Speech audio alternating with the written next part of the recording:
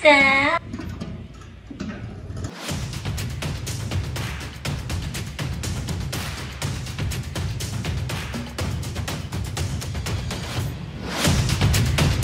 Spider tank, spider tank. Spider tank, he's super cool no matter what they say. Almost cool is even better. That's what he does, cause he's spider tank.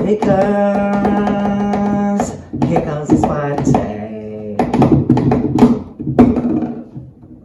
Alright, yes, that's good.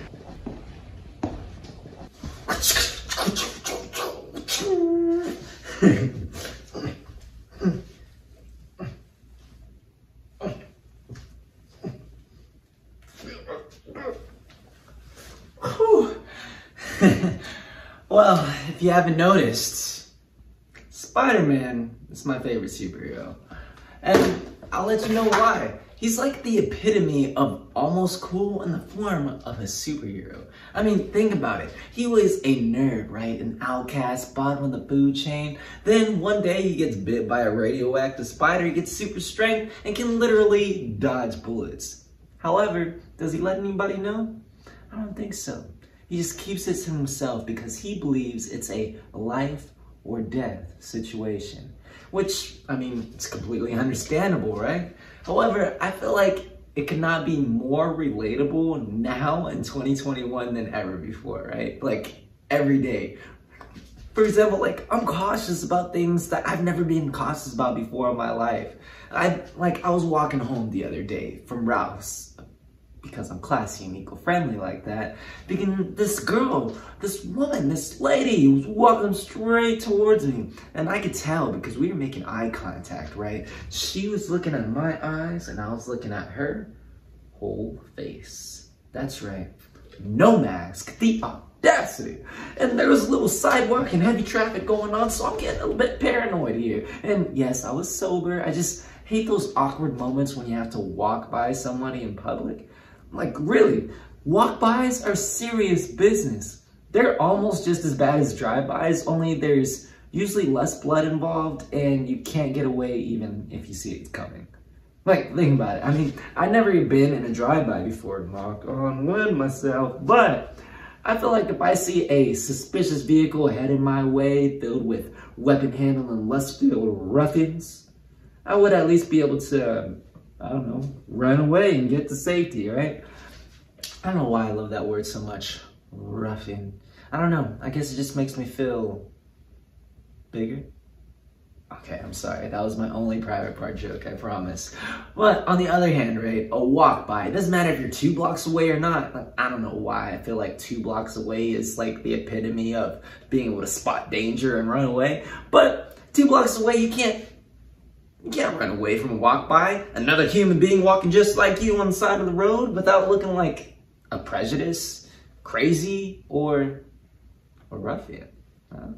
Especially, and sadly, if they're approaching you with flirtatious eyes. Yeah. So I could tell that this lady was about to walk by the shiznit out of me.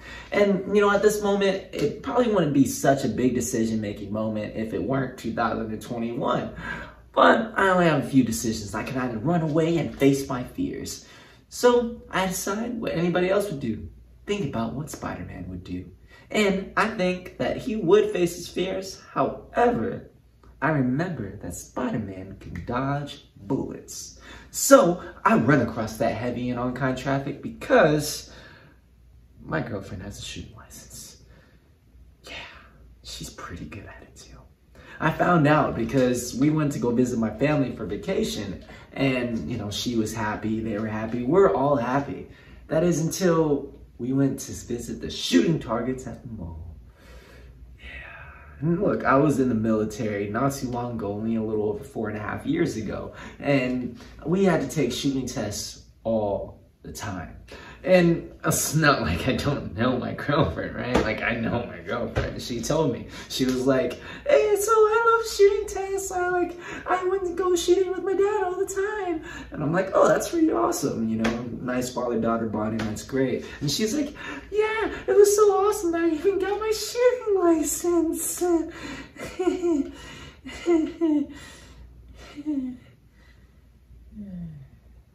yeah, I don't know why she got so excited. But, I mean, I didn't pay it no mind. I was just like, cool. But at least I knew that much. Unlike my father, who definitely didn't know what he was getting himself into when we got there, when he was like, hey, you want to try? Asking my 5'4" babyface girlfriend seems like a good idea to approach her in that form. And she went along with it, you know, she played the role. She responded in the most innocent voices ever. It was almost like we're about to hand a pillow to a toddler for its first pillow fight, right? And she was like, sure, I'll try.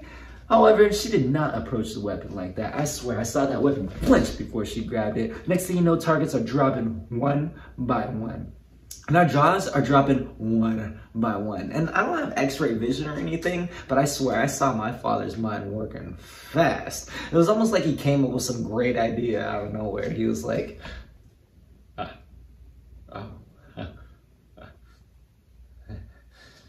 so, you want to just go against me instead? Yeah, did I mention my father doesn't like to lose? Yeah, and my mother, she's always wanted me to be right. I feel like these two things is part of the reason why I'm so jumpy now. I mean, I'll explain. For instance, one time I have these older cousins, right? And my father, he wanted to get in competition with them. Let me repeat, my father, he wanted to get in a competition with them. And since he wanted to play 3-on-3, I got stuck in this whole debacle, right? And so we're playing basketball. It gets tied game. We got 10, they got 10. And I get the ball at the top of the court. And I see my dad pop open. He's like, hey, here, ball, I'm open. And I'm like, almost, you know, I don't want to give it to him because I don't want to lose the ball, have the team steal it, or, you know, disappoint my father. So I decided to take it in myself, you know, to take the weight off the shoulders of the team. This very selfless act. And got packed and had to walk home. Yeah, I had to walk home because I, quote unquote, lost us the game. Okay, just because I had the ball at the top of the game at a peak moment and I could have gave you the ball for a team play or score like we planned, doesn't mean anything, okay? And it was so abrupt when my father decided this near the end of the game that if I didn't know him, I would have probably thought he was joking. Even the girl that was on our team, who was practically like my sister at the time, she thought he was joking. She was waiting while smiling, and he was like, yo, I'm not trying to lose this game. We lose, y'all was walking home. She was like,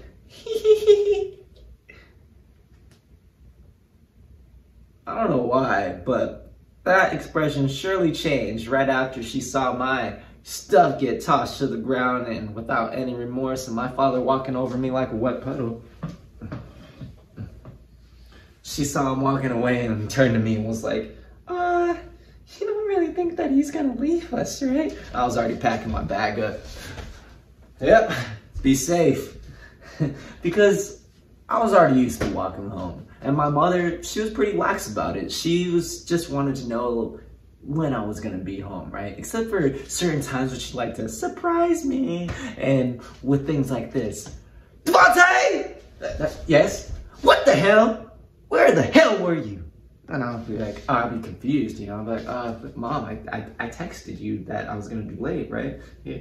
And she'd be like, oh yeah, my bad, I'm going out. Good night. Yeah, maybe not the most disciplined child. However, I did get yelled at a lot. I got yelled at so much. It was mainly over little things though, like, Devante! Yes? Hand me that bag! Not that bag! Run back. Thank you. Quit being dumb. Stop it. Yeah. Got yelled at a lot. So much that it actually made basic training worse, I feel like. It was almost like I had PTSD before I even went in. Like, I was so scared the first day of basic training when we were all sitting on the bus, right, with a bunch of other kids. And we're all just waiting to get the life that we once knew sucked right out of us. And there's a drill sergeant on board ready to do it for us, giving us orders. All right, right, privates, now when we get off this bus, I don't want to see your fucking shitty faces. So when the fucking shitty bus stops, bring your fucking faces in your bag and run your shitty asses to the front of the fucking building. And I'm listening to everything to a T, right? I want to make sure that I get everything he says down to the brim. Sounds right. Sounds good. Wrong. Apparently that was the wrong answer. I get up, and I don't even know how I did this, but when he said, "Move, privates," I got up so fast, and I had a bag on my back, a bag on my chest, and 2 bags in hand. But still, I'm one of the first people off of the bus, and I'm listening to him. So I put my shitty face in the bag because I don't want anybody to see my shitty face. So I'm going in, and as my face is in the bag and I get to the front of the bus, I could feel the drill sergeant just staring at me. And I don't want to look up at him because I was told that you're not supposed to look up at these drill sergeants, right? I don't know. I guess it was animal instincts, testosterone, or small penitis or something. I don't know. Rumors, not me, right? But all of a sudden I hear him go, "Move, private!" And I take off.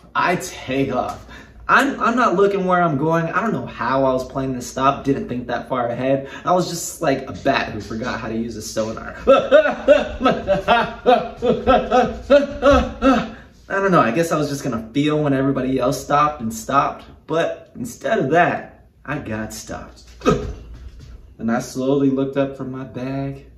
And that was the first time I actually saw a drill sergeant's face. And he was so mad.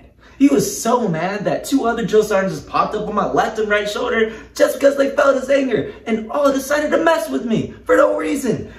They were like, "Who do you think you are, private? Do you think you can mess with my battle buddy?" And there just had to be some weird one there. "Do you think I'm cute, private? Don't fucking look at me." And that's when my PTSD started kicking in, you know? Oh, back, no, wrong. Don't be dumb. Yeah. And that was the start of the worst 3.5 years of my life in the military. But, I mean, to be honest, I can't be mad. I actually have a lot of respect for the military. It taught me a lot of lessons, how to take care of myself, how to have respect, and most importantly, how to take a lot of shit. Which I didn't know it would be so handy on my next job, especially when I try to pick something so wholesome, you know? Like Dutch bros, right? Making coffee, young with all the youngins, you know, they're all hyped up on espresso or drugs, you don't know what they're going off on. And it's my morning, right? I'm hyping it up after just taking 4 shots of espresso, a wild smoothie, and shotgunning 3 rebels down. In my first hour, I see this old lady coming up to the window, and don't get mad because I said old lady, all right? It was her words, not mine. So she's coming up to the window, and I'm ready to give her her best Dutch Bros experience ever.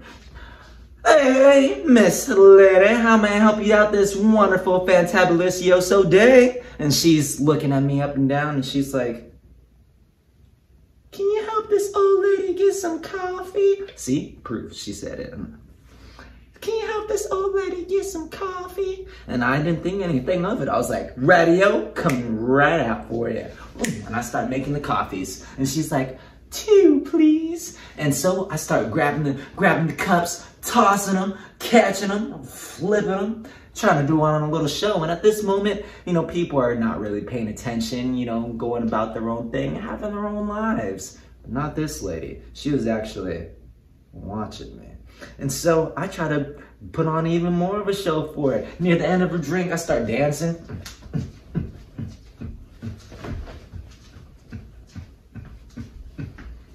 Stupid. Little did I know, that was the wrong answer. I approach her back with her 2 drinks in hand, feeling as innocent as ever and hyped because I feel like I just gave her a great experience. And then she decides to take advantage of this moment. She goes, "Oh, thank you," and starts rubbing my belly. The audacity! I was frozen. I don't know about you guys, but I've never been in this situation before. So I decided to do what anybody else would do in my situation, right? I flex out my chest and flex out those abs and give her the best damn Dutch Bros experience she ever had. And I don't think that she knew that I knew what she was doing, but she decided to pull this move. Oh, thank you. And that's when I realized this old lady has been scheming the whole time. She didn't really want those 2 drinks. She didn't want that much espresso. I even went to double check. I looked out the window to see who she was with. It was nobody. She just left me all alone and drove away. That was the last time I saw Greta. Yeah. But, you know, I'm happy, right? I'm glad that things happen. Everything happens for a reason. And I feel like because of 2021 now, I'm excited even more than ever for the change and prosperity in the next year. And possibly get the chance to embrace people like the friendly neighborhood Spider-Man. But not too much, because my girlfriend has a shooting license.